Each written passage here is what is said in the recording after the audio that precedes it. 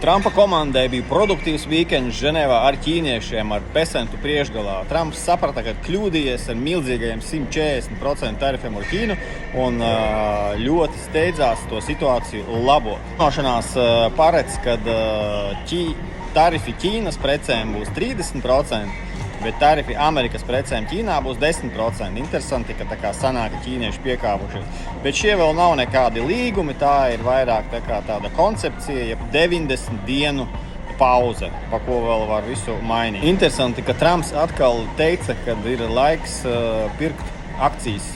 You better go out and buy stock now. Let me tell you, this country will be like a rocket ship that goes straight up. This is going to be numbers that nobody's ever seen before. Akciju tirgus šodien ļoti labi aug, indeksi ap 3%, daudzas akcijas virs 5%, zelts krīt, dolāra vērtība aug, bet zīmīgi, kad valsts parādzīmju 10-gadīgu procenti aug.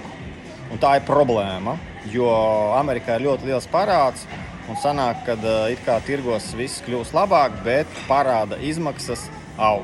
Pats parāds arī nekrīt, ir apmēram līdzīgā līmenī kā janvārī.